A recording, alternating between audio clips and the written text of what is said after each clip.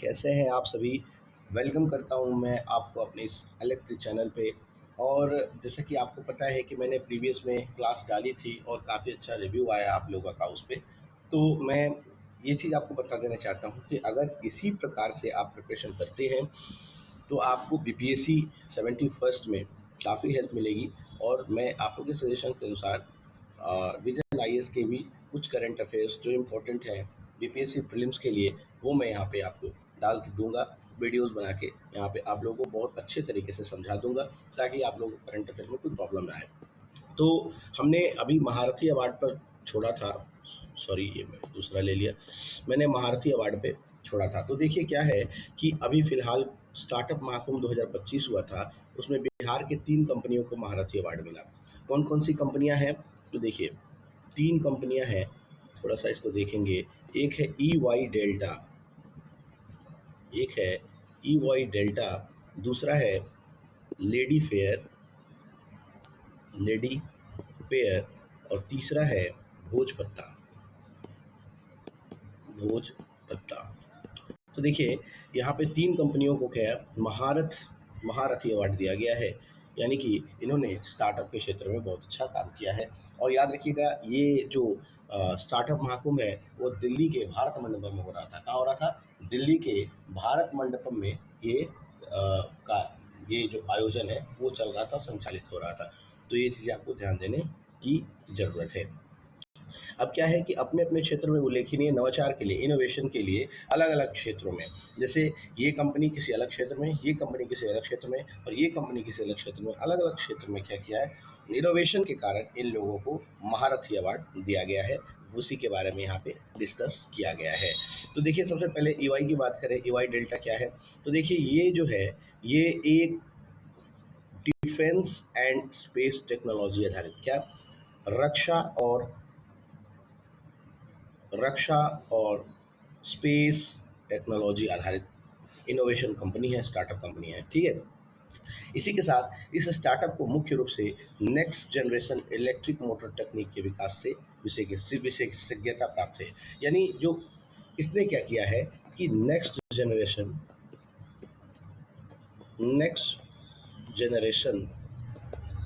Electric motor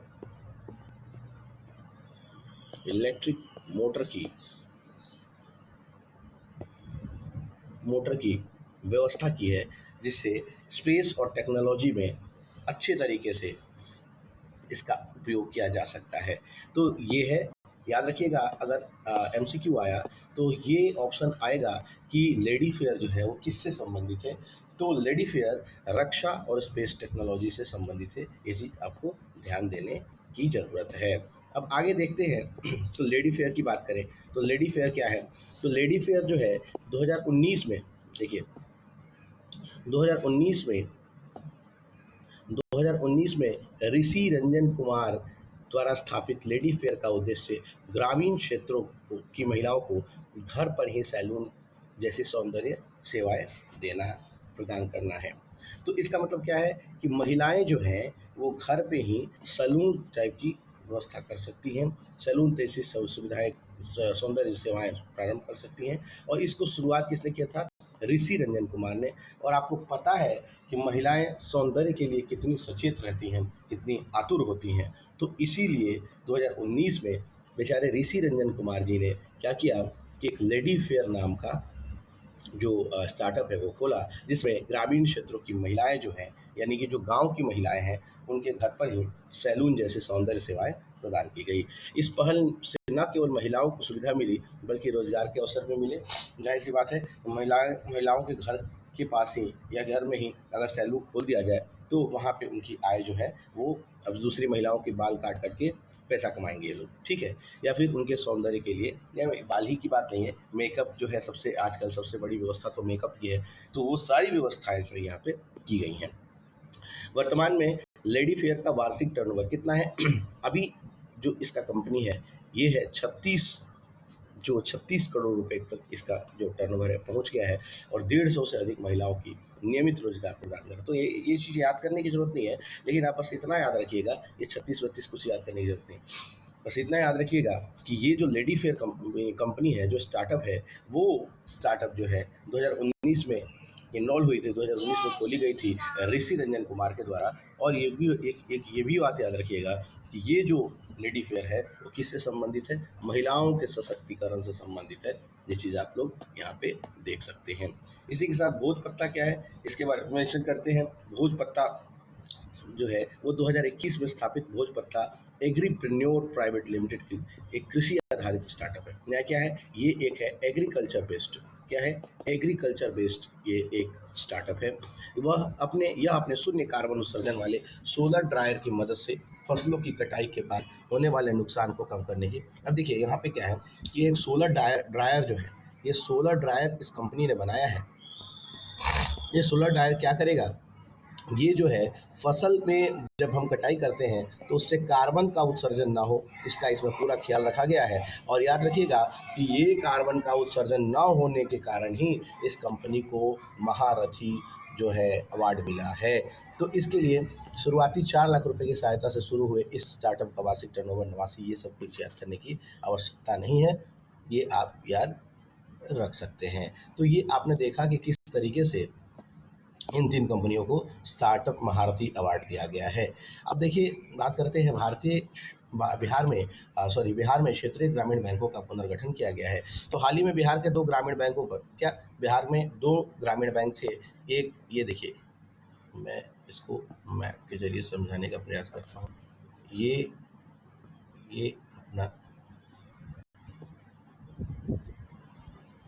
अपना बिहार है। तो ये बिहार में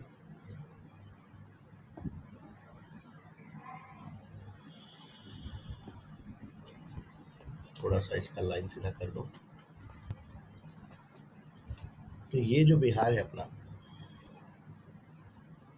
मैं एक ओवरव्यू ले रहा हूँ, ठीक है। तो ये बिहार है और ये बीच से गंगा नदी जाती है। तो ये है नॉर्थ बिहार और ये है साउथ बिहार। तो बिहार में 2 ग्रामीण बैंक थे, एक नॉर्थ बिहार ग्रामीण बैंक और एक साउथ बिहार ग्रामीण बैंक। तो बिहार सरकार ने दोनों ग्रामीण बैंक को, उत्तर बिहार ग्रामीण बैंक और दक्षिण बिहार ग्रामीण बैंक, दोनों को मर्ज कर दिया, दोनों को एक में मिला दिया, यानी नॉर्थ प्लस साउथ मिला दिया और इसका हेडक्वार्टर पटना में बना दिया। तो यही चीज़ें यहाँ पे देखने को हमें मिल रही हैं। हम लोग यहाँ विस्तृत रूप से देखते हैं कि क्या है। तो भारत सरकार के जो विलय की अधिसूचना जारी की है, भारत सरकार के वित्त मंत्रालय द्वारा ग्रामीण बैंकिंग क्षेत्र, देखो इसमें पूछेगा कि ये किस मंत्रालय के अंतर्गत में ये सब कार्य किया गया है। तो वित्त मंत्रालय के अंतर्गत में ये कार्य किया गया है और ये ग्रामीण बैंक क्षेत्र में दक्षता, पारदर्शिता और समेकन को सुनिश्चित करने हेतु एक राज्य एक ग्रामीण बैंक नीति के तहत बिहार में महत्वपूर्ण पुनर्गठन पहल किया गया है। यानी कि एक राज्य एक बैंक, एक राज्य एक बैंक का मतलब ये है एक ग्रामीण बैंक, एक राज्य में एक ग्रामीण बैंक होगा। इसका मतलब ये है कि किसान जो है इजीली यहाँ पे, कहीं का किसान इजीली आके यहाँ पे एक्सेस कर सकता है। इसमें किसी प्रकार की समस्या किसी को नहीं होगी। अगर एक बैंक में किसी को लोन लेना है और वो साउथ बिहार का है और वो नॉर्थ बिहार चला गया है, वहाँ ज़मीन लेके रह रहा है, तो नॉर्थ बिहार का किसान भी आके क्या करेगा, सॉरी साउथ बिहार का किसान भी आकर क्या करेगा, यहाँ पे इनरोल करके वहाँ की सुविधाओं का लाभ ले सकता है। तो यही चीज़ें यहाँ पे फिलहाल वित्त मंत्रालय द्वारा ग्रामीण बैंकिंग क्षेत्र में पारदर्शिता लाने के लिए और इसकी मतलब ये इसकी मजबूती, कार्यकुशलता करने के लिए एक राज्य एक बैंक नीति का ये घोषित किया है। तो ये चीज़ आप यहाँ पे समझ रहे हैं। इस प्रक्रिया के तहत उत्तर बिहार में, देखिए इस प्रक्रिया के तहत उत्तर बिहार ग्रामीण बैंक एवं दक्षिण बिहार ग्रामीण बैंक का विलय अधिसूचना जारी किया गया है। यह अधिसूचना 1 मई 2025 से प्रभावी होगा। 1 मई 2025 से क्या होगा, ये प्रभावी होगा, जिसके पश्चात बिहार राज्य में बिहार ग्रामीण बैंक नामक एक सशक्त एकीकृत बैंक, यानी कि इंटीग्रेटेड बैंक जो है, अब जो है बिहार में इंटीग्रेटेड ग्रामीण बैंक एक खुल जाएगा और उसका नाम क्या होगा, बिहार ग्रामीण बैंक। क्या नाम होगा, बिहार ग्रामीण बैंक। और इसका जो मुख्यालय होगा वो यहाँ राज्य में पटना होगा। ये चीज़ आप लोग यहाँ पे देख सकते हैं। फिर है नवगठित बैंक की संरचना एवं कार्यक्षेत्र। तो इसका क्या होगा संरचना और इसका कार्य क्षेत्र क्या होगा, तो देखिए इसको पढ़ते हैं कि इसकी जो बैंक की मुख्यालय हो पटना, जैसे मैंने आपको बताया, और राज्य के 38 जिलों में अपनी सेवाएं प्रदान करेगा। तो ये याद रखिएगा, सारे 38 जिलों के लिए इसकी सुविधाएं जो है प्रदान करने की बात यहाँ पे की गई है। तो ये चीज़ आप यहाँ देख रहे हैं। वर्तमान में उत्तर बिहार ग्रामीण बैंक की 1027, देखिए फिलहाल नॉर्थ में 1027 ब्रांचेज हैं। और साउथ में कितनी है? 1000, साउथ में 1078 ब्रांचेज हैं। ठीक है, तो विलय के पश्चात बिहार ग्रामीण बैंक की कुल शाखाओं की संख्या 2105 हो जाएगी, जिससे अब बिहार का सबसे बड़ा बैंक बन जाएगा। तो सबसे बड़ा बैंक जो है अब ये बन जाएगा। पंजाब नेशनल बैंक नवगठित बैंक का प्रायोजक बैंक होगा, यानी कि पंजाब नेशनल बैंक द्वारा ये संचालित होगा। पीएनबी के द्वारा, ये पंजाब नेशनल बैंक के द्वारा ये संचालित होगा। तो इसको आप लोग यहाँ पे देख सकते हैं। अब इसके लाभ क्या है? तो देखिए, लाभ ये है कि आप जो है संसाधनों की एकीकृत वृद्धि होगी। नवगठित बैंक को दोनों पूर्ववर्ती बैंकों के समेकित वित्तीय और भौतिक संसाधनों का लाभ प्राप्त होगा, जिससे ऋण वितरण की क्षमता में वृद्धि होगी और ग्रामीण अर्थव्यवस्था को आवश्यक वित्तीय सहायता सुनिश्चित की जाएगी। जाहिर सी बात है कि अगर बैंक एकीकृत हो जाएगा तो इधर उधर का कानून नहीं कोई बात करेगा, एक जगह सारी व्यवस्थाएं कर दी जाएंगी, जिसके कारण से सारे रिसोर्स जो एक ही स्थान पे मिल जाएंगे, सारी योजनाओं का लाभ एक ही स्थान पे मिल जाएगा, तो किसी को इधर उधर भाग दौड़ करने की आवश्यकता नहीं पड़ेगी। दूसरा, प्रबंधन और संचालन में सुधार। प्रबंधन और संचालन में सुधार, जाहिर सी बात है एक बैंक रहेगा तो उसको एडमिनिस्टर करना काफ़ी आसान होगा, इसको जो है चलाना आसान होगा और काफ़ी बढ़िया से नज़र इस पर रखा जा सकता है। इसी के साथ बैंकिंग सेवाओं में निर्णय प्रक्रिया अधिक ट्रांसपेरेंट होगा और कुशल होगा। इससे साख जमा अनुपात, क्रेडिट डिपॉजिट रेशियो जो है वो इसकी भी सुधार की संभावनाएं यहाँ पे देखने को मिलती हैं। बाकी तकनीकी उन्नयन और डिजिटल बैंकिंग का विस्तार होगा। तो विलय से तकनीकी अवसंरचना जो है उसका समेकन होगा और आधुनिकीकरण का होगा, जिसमें डिजिटल बैंकिंग सेवाओं की पहुंच और गुणवत्ता में उल्लेख सुधार होंगे। ये सब सारी बातें आप देख लीजिएगा, ये सारी चीज़ें होंगी, ये सब याद करने की आवश्यकता नहीं है। आगे बढ़ते हैं। संभावित चुनौती क्या है? तो आप यह देख रहे हैं कि यद्यपि पुनर्गठन कई दृष्टियों से लाभकारी है, तथापि इसके क्रियान्वयन में कुछ व्यवहारिक चुनौतियाँ क्या है? चुनौतियाँ, तकनीकी मंचों का एकीकरण नहीं हो पा रहा है, मानव संसाधन की सेवाओं शर्तों में समन्वय नहीं बैठ पाएगा, ग्राहकों को नई बैंकिंग प्रणाली से अवगत कराना बहुत बड़ा चुनौती यहाँ पे देखने को मिल रहा है। तो ये सारी चीज़ें आप लोग इसको देख लीजिएगा। तो ये चीज़ हमने यहाँ पे देखा। आगे इको फ्रेंडली घंटा अभियान, ये क्या है इसके बारे में हम लोग देखते हैं। इको फ्रेंडली, तो बिहार में हर रविवार को इको फ्रेंडली घंटा अभियान, हर संडे को क्या होगा? हर संडे को इको फ्रेंडली घंटा अभियान होगा। पर्यावरण संरक्षण की दिशा में बिहार सरकार ने एक महत्वाकांक्षी कदम उठाया है। राज्य में अब हर रविवार को इको फ्रेंडली घंटा अभियान शुरू होगा। कौन सा? इको फ्रेंडली घंटा अभियान। ये क्या है? इसका उद्देश्य है पर्यावरण के प्रति जागरूक लोगों को करना और सक्रिय रूप से हरित क्षेत्र, यानी देखिए ग्रीन कवर, सक्रिय रूप से ग्रीन कवर को बढ़ाने में उनकी भागीदारी करना। तो जाहिर सी बात है इसका दो काम है, एक तो है कि पर्यावरण के प्रति यानी इन्वायरमेंट के प्रति लोगों को जागरूक करना, और दूसरा ग्रीन कवर को बढ़ाना। इसके लिए इस अभियान की घोषणा जो है बिहार के पर्यावरण, वन एवं जलवायु परिवर्तन मंत्री डॉक्टर सुनील कुमार, कौन है? डॉक्टर सुनील कुमार, पर्यावरण, वन एवं जलवायु परिवर्तन मंत्री डॉक्टर सुनील कुमार ने की थी। तो ये याद रखिए, हर संडे को इको फ्रेंडली घंटा अभियान चलाया जाएगा। इसके साथ देखें तो इस कार्यक्रम के माध्यम से राज्य सरकार 2028 तक क्या करेगा? राज्य सरकार 2028 तक हरित आवरण यानी ग्रीन बेल्ट को 15.05% से बढ़ाकर 17% करेगा। यानी कि जो अभी फिलहाल ग्रीन कवर 15.05% है, उसको बढ़ा के 17% के आसपास इसी अभियान के तहत किया जाएगा। इसके लिए विभाग के एक विशेष एक्शन प्लान तैयार किया है, जिसे राज्य भर के सख्ती से लागू किया जाएगा। ठीक है, अब यह है कि क्या है ये इको फ्रेंडली घंटा अभियान, इसके बारे में थोड़ा समझते हैं।